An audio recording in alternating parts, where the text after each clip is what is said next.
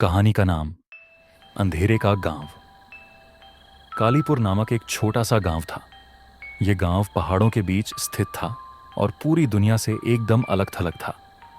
यहाँ सूरज की रोशनी बहुत कम पहुंचती थी और गांव के लोग मानते थे कि यहाँ कुछ अजीब घटनाएं होती हैं, लेकिन वे इन घटनाओं के बारे में बात नहीं करते थे। रात के अंधेरे में ऐसा कुछ था जो किसी को देखने नहीं देता था।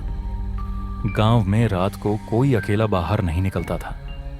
कुछ लोग कहते थे कि रात के समय पेड़ों से अजीब आवाजें आती हैं, और कुछ ने तो यह भी कहा था कि अंधेरे में उन्हें अदृश्य चीजें दिखी हैं। गांव वालों को पता था कि यहाँ कुछ तो रहस्यमय है, लेकिन कोई भी इस बारे में खुलकर बात नहीं करता था। यह अंधेरे का गांव था जहां हर किसी को अपनी जान की सलामती की चिंता थी। राहुल, जो एक शहर का लड़का था, एक दिन कालीपुर गांव पहुंचा। उसने इस गांव के बारे में कई तरह की बातें सुनी, लेकिन उसे यह सब सिर्फ एक कुसंस्कार लगता था। शहर में रहते हुए उसने कई रहस्यमय किताबें पढ़ी थीं, लेकिन वास्तविकता में कुछ महसूस करने का अवसर नहीं मिला था।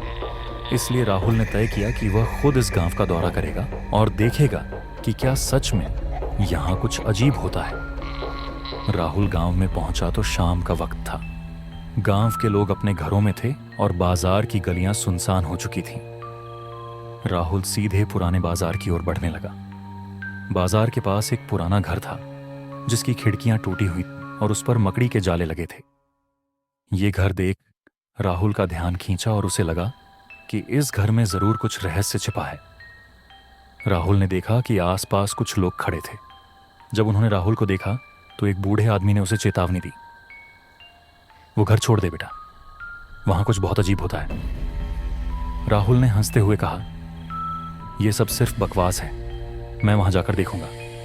फिर वह घर की ओर बढ़ने लगा। घर का दरवाजा खुला हुआ था, लेकिन अंधेरे में घुसने का उसका मन नहीं था। फिर भी उसने अंदर जाने का फैसला किया और जैसे ही वह अंदर दाखिल हुआ, वह देख सकता था कि वहां पुराना फर्नीचर बिखरा हुआ था। दीवारों पर अजीब से निशान थे और हर तरफ धूल और जाले थे। लेकिन सबसे अजीब बात यह थी कि वहां एक घना अंधेरा था और महसूस हो रहा था कि जैसे कोई उसे देख रहा हो। राहुल धीरे धीरे घर के अंदर बढ़ने लगा।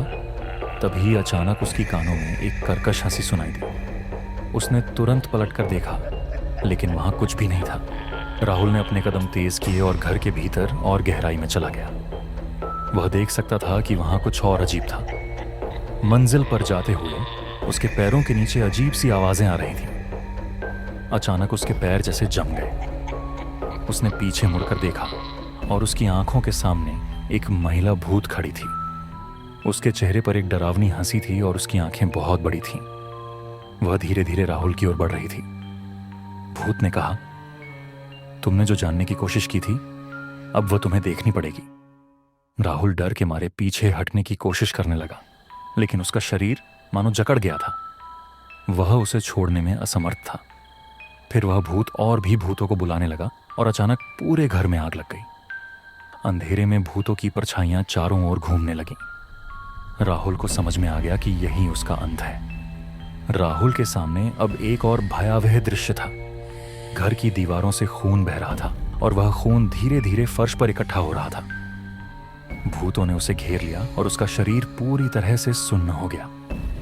राहुल ने भागने की कोशिश की, लेकिन अब कोई रास्ता नहीं था। तभी अचानक सब कुछ अंधेरे में डूब गया। राहुल का शरीर पूरी तरह से शिथिल हो गया और उसकी सारी संवेदनाएं खत्म हो गईं। वह महसूस कर रहा था कि वह किसी भयानक सपने में फंस गया है, जहां कोई मुक्त नहीं थी। अंधेरे में चारों ओर भूतों की परछाइयां घूम रही थी। राहुल को समझ में आ गया कि यह गांव उनके लिए था और यह भूतों का घर था। अब कोई भी यहाँ जीवित नहीं रह सकता था।